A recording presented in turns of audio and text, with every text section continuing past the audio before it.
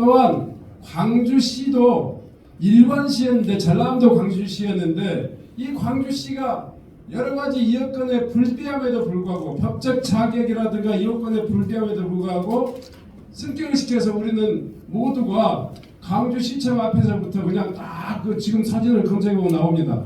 시승격 경축 그렇게 써져 있습니다. 근데 여러분들 86년이 언제인지 뭔지 아시죠? 87년 대선을 앞두고 있는 시기입니다. 그리고 아주 정치적인 목적에 의해서 이 광주 전남이 분리됐고, 우리도 모르는 사이에 분리됐고, 2001년도 무한도청 이전을 통해서 좀 더 사실상 우리에게 다가왔어요.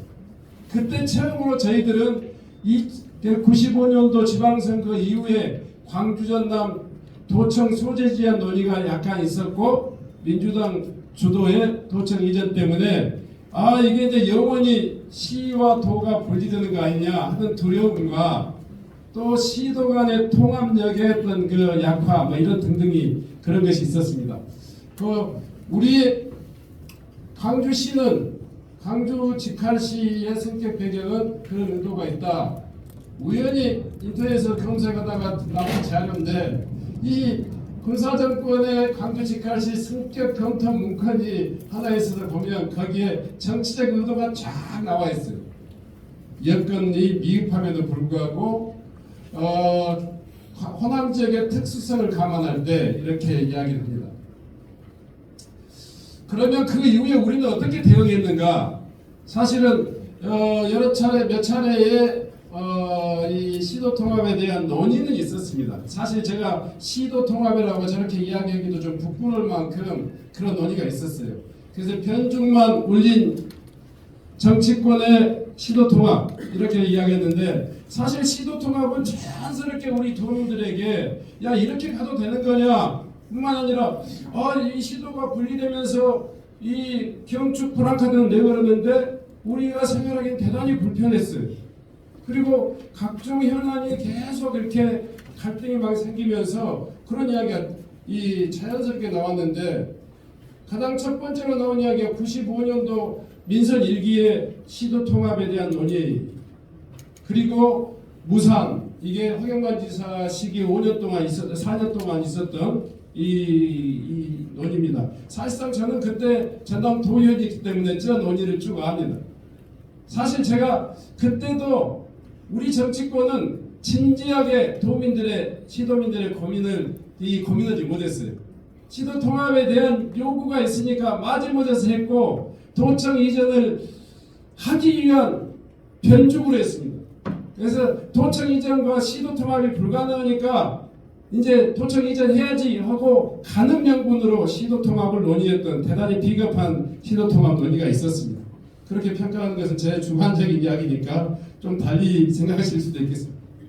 2020년도, 2023년도까지의 이 광주 전남에서 시도 통합 합의문이 있어서는 합의문인 줄 알았더니 합의문이 아니라 논의의 합의, 시도 통합 논의를 하기 위한 합의를 했더라고요. 그리고 2023년도에 결국 용역을 해가지고 용역 보수 나오고 보니까 참 이 용역을 왜 했는지를 모를 정도로 한심한 용역이에요. 말이 조금 과했습니다. 내용이 보니까 시도 통합을 검토하기 위한 이 용역이, 첫째는 단계적 통합을 해야 된다. 경제 공동체 해야 된다. 또 경제 통합해야 된다. 그 다음에 행정 통합해야 된다. 이런 시도 통합 용역 보고서가 사실은 바로 엊그저께 우리들의 이 현실이었습니다. 그 용역 사실은 시도 통합하지 말자는 용역이었죠. 자, 시도 통합에 더한 것이 장기적으로 40년, 시도 분리가 30년, 지방자치가 되고 나서는 30년, 이 시도 분리로 인한 우리 호남정치, 광주남 정치 행정의 리스크 이렇게 표현했습니다. 저는 지금 이 모든 결과가 시도 통합, 시도 분리에 기인한 거라고 생각하지는 않습니다. 다양한 지리적인 여건, 지역 정치력의 고갈 등등등과 함께 일단은 광주 전남이 분할되면서 나타난 가장 두드러진 현상, 현재 광주 전남은 재정 자립돼서 전국 최하위 수준입니다. 전남은 전국 평균의 2분의 1 정도 수준에 아주 거기다가 인구와 지방 소멸지수도 대한민국 최고 수준을 상황에서 지금 당장 5년 후 10년 후가 어떻게 될지 모를 정도로 시군의 운명은 지금 경각에 달려 있습니다. 두 번째로는 지역의 갈등이 갈수록 심화되고 있습니다. 여러분들 아시지만 통합민간공항 여기서 KTX로 이제 올해 무한공항역이 생기면 성정역에서 가면 30분 걸립니다. 30분 걸리는 무한공항을 가지고 지금 몇 년째 싸우고 있습니다. 준이 많이 공공항 가져가면 줄게, 공공항 안 가져가면 안 줄게 이러고 있습니다. 원래 무한공항 통합공항으로 설계돼서 2007년도에 준공되었습니다. 지금 몇 년도입니까? 20년 동안 이러고 있는 거예요. 얼마나 답답한 일입니까? 그러면 이 무한공항은 여기서 30분 거리, 서울에서 인천공항 거리부의 절반도 안 되는 이 근거리에 있는 광주공항 아닙니까? 어찌 광주 전남 공동의 공항 아닙니까? 어찌 보면 전혀 이상하지도 우리들에게는 시도민들에게는 굉장히 이상하지도 않는데 시도 정치권에서는 그렇게 지금 대하고 있습니다. 국립무대 역시 마찬가지로 동서 간의 갈등이 또 심화되고 있습니다. 최근에 제가 지방선거 관련해서 현장을 돌면서 느끼는 게 동쪽은 동쪽에서 소외됐다 그러고 서쪽은 서쪽에서 소외됐다 그러고 이번 시도 통합을 이야기하다 보니까 광주와 손해날 것 같다 그러고 또 이 전남이 빼앗길 것 같다 그러고 이런 이야기들이 계속되고 있습니다. 그런데 정작 가장 고통스러운 사람들은 저는 시도민들이라고 생각합니다. 이 행정구역이 고체가 되면서 정말 제가 장사 가면 친오면 사람들이 제발 광주로 내가 생활권이 광주니까 광주 갈 수 있는 버스가 있어야 되는데 전남에서도 제공 안 하고 광주에서도 안 해준다. 173번, 175번 몇 번이라고 하는데 내가 기억이 내가 생생합니다. 15일 전 이야기입니다. 3일 전에는 뒷가람 혁신도시에 있는 공공기관 임직원들을 만났더니 광주 02번을 좀 보내달라고 그렇게 아우성입니다. 전남에 있는 학생들이 전라북도에 있는 상산고는 갈 수 있는데 광주에 있는 고등학교를 가려면 부모가 같이 이사를 와야지 갑니다. 학교를 선택할 수 있습니다. 근거리에 눈에 보이는 떡이 있는데 그걸 못 먹고 쫙 가서 지금 이 떡을 찾아야 되는 이런 현실이 30년 동안 계속되고 있습니다. 그래서 저는 정서적으로 교육, 교통, 의료, 문화, 소비생활 모든 부분에 대해서 우리 시도민들은 365일 고통받고 있고 보이지 않게 광주 전남이 하나로 통합해야 되는 정서적인 문제가 있다고 생각합니다. 자, 시도통합 추진 배경과 당위성, 저는 이렇게 당위성이라고 표현을 했는데 제 주관적인 주장이니까 그렇게 이해해 주셨으면 좋겠습니다. 광주 전남이 한 뿌리고 저는 이 시도통합은 비정상의 정상입니다. 선택의 여지가 없는 나는 생존 전략이라고 생각합니다. 그것이 국가 정책에 의해서 5국 선택이라고 하는 국가 균형 발전 전략상에서도 이제 수도권과 경쟁하고 수도권에 더 이상 뺏기지 않은 그런 자립적인 경제권, 생활권을 유지하기 위해서는 우리가 좀 더 광역화해야 된다 하는 것에 대해서 제기하고 있습니다. 국가적인 전략입니다. 마지막으로 최근에 이 시도통합이 불붙게 된 것은 부끄럽게도 이런 도민들의 사정과 국가 전략에도 불구하고 우리는 꼼짝도 안 했습니다. 근데 대통령 한 말씀 때문에 우리가 지금 쏠려서 가는 거예요. 좀 부끄럽죠. 대통령님을 제가 다른 의원님들과 함께 9일날 면담하는 자리에서 제가 느낀 것을 간단히 좀 말씀드릴게요. 일단 대통령께서는 정말 전남 광주의 낙후와 침체와 소외가 이 말로 표현할 수 없을 정도로 심각하다. 수도권과 비교해서도 그렇지만 영남권과 충청권과 비교해서도 이 호남의 낙후는 정말 뼈아프다. 이걸 본인이 있을 때 좀 해결하고 싶다 이런 이야기를 많이 하셨어요. 전폭적인 재정 지원 또 전폭적인 자원의 지원, 자원의 배분. 그러니까 공공기관 지방인재나 민간기업의 입지 결정이나 이런 것까지 포함해가지고 정부가 개입할 수 있는 것은 최대한 그야말로 언론 앞에서 표현할 수 없는 단어를 써가시면서 하시겠다고 그렇게 이야기하셨습니다. 다만 그때 또 말씀하신 것이 정권이라고 하는 것이 다 할 수 있는 것 같지만 그 시기가 있다. 내년 다르고 그 내년 다를 거다. 그래서 이 정권이 호남에 대해서 뭔가 적극적인 지원의 의지를 실천하려면 시기적으로는 빠르면 빠를수록 좋다. 최대한 1년이 넘지 않아야 된다고 생각한다. 그래서 이번 통합이 대통령의 의지와 맞물려서 이렇게 가고 있는 것을 여러분들에게 말씀드립니다. 저는 이제 이런 대통령님 말씀과 의지, 국가 정책, 지역의 현실로 봐서 이 시도 통합은 정말 비정상의 정상화라고 하는 당위론이 있다 이렇게 생각합니다. 그래서 어차피 시도 통합을 할 마당에 방향은 어떻게 가야 될까? 좀 우리가 더 욕심낼 수 있는 건 뭘까? 이 생각을 해봤습니다. 저는 무엇보다도 단순한 광주 전남만의 행정통합이 아니라 2차제의 광주 전남이 대한민국 그 국가 운영의 새로운 시스템을 만드는 시범도시가 됐으면 좋겠다. 좀 더 쉽게 이야기하면 분권형 국가의 운영 모델에 우리가 한번 대화할 수 있는 거 아니냐 그렇게 생각합니다.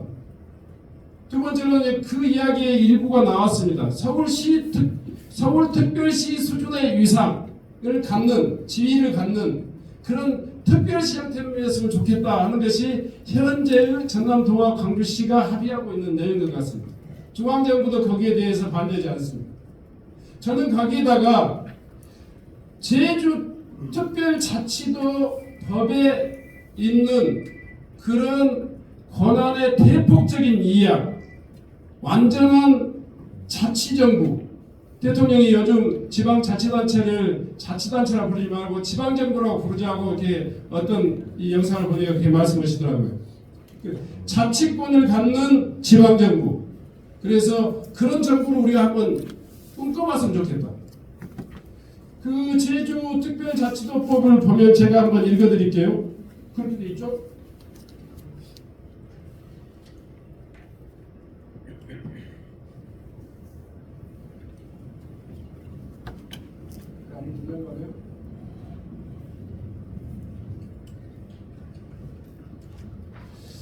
제주특별자치도법 이거 좀 한번 봐주죠. 제주특별자치도법의 조문을 보면 이렇게 돼 있어요. 소위 말해서 국가의 전립사무 그러니까 국방, 외교, 사법 등을 제외한 국가의 전립사무를 제외한 모든 권한의 완전한 이전을 명문하고 있더라고요. 거기 내용에 보면 이런 조항이 있습니다. 자치 조직권의 제주특별자치도법 44조를 보면 자치 조직권에 관한 특례 지방자치법 68조 126조부터 128조까지 규정에도 불구하고 제주도의 이 정원 조직에 관한 권한은 조례로 정한다 이렇게 되어 있습니다. 그뿐만이 아닙니다. 환경영향평가 등에 대한 특례 환경영향평가법 16조 44조에도 불구하고 제주도에서는 환경영향평가 일반 기업의 환경영향평가는 환경부 장관이 아닌 제주도지사가 행사한다. 뭐 이렇게 되어 있습니다. 그와 같이 제주도특별법은 조문이 무려 481개 조문이에요.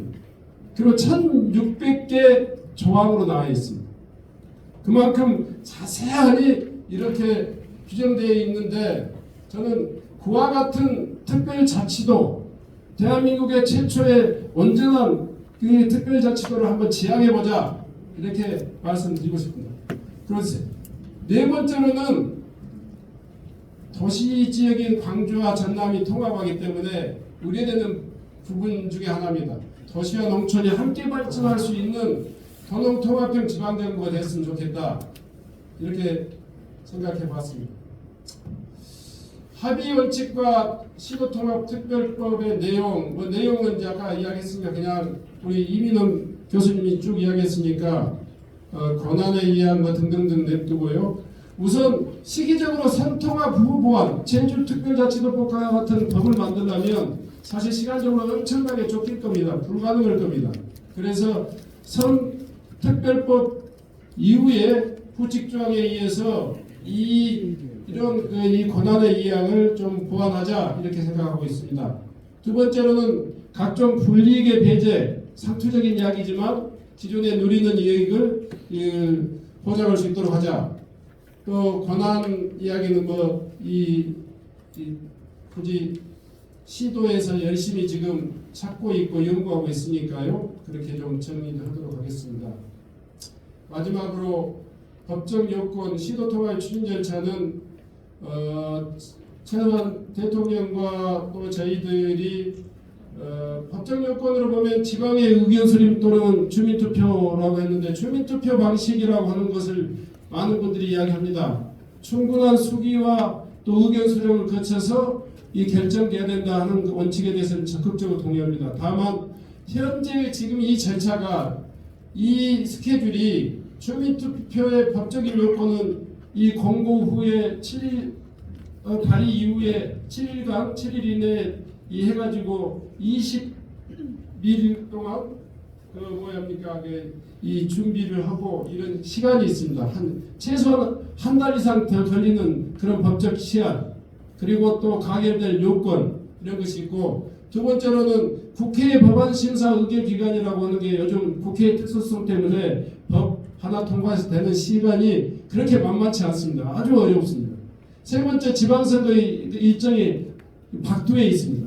그래서 이런 제반 여건을 생각해 봤을 때 수기 과정과 의견 수렴 과정을 충분히 더 노력해서 이 비중 있게 하되 주민투표 방식보다는 지방의회 의견 수렴 절차를 밟을 수밖에 없는 그런 여건이 있습니다. 그런 부분들을 여러분들이 함께 참고해 주셨으면 좋겠습니다. 시도통합의 기대 효과는 제가 굳이 더 이야기하지 않겠습니다.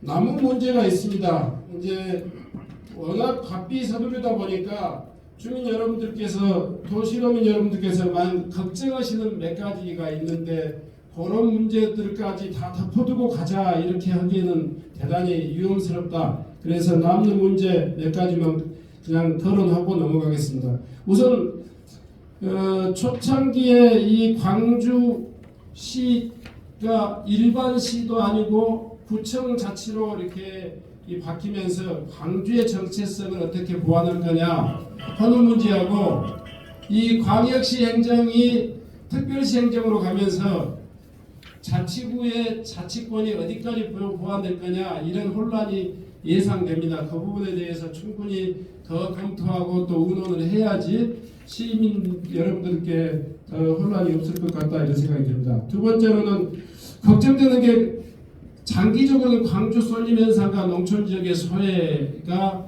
아주 걱정이 됩니다. 여기에 대한 보완 장치를 어떻게 할 거냐 하는 문제. 아까 우리 전체적 정당성이나 너무 과감히 청사 입지를 아주 혁신도시로 하자했는데 제 생각하고는 전혀 관계 없으니까 그렇게 이해해 주셨으면 좋겠습니다. 네.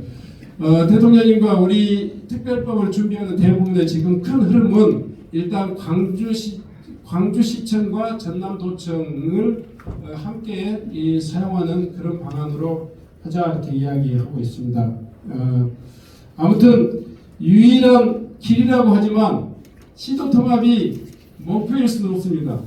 우리 광주 전남의 새로운 미래를 열기 위한 과정이고 수단일 뿐입니다. 이걸 잘 만들어내는 것이 우리들의 역량이고 이 역량에 의해서 광주 전남의 이 통합이라는 과정은 우리 광주 전남의 새로운 미래를 여는 중요한 계기가 될 거다 이렇게 생각하면서 제 이야기를 마치겠습니다. 고맙습니다.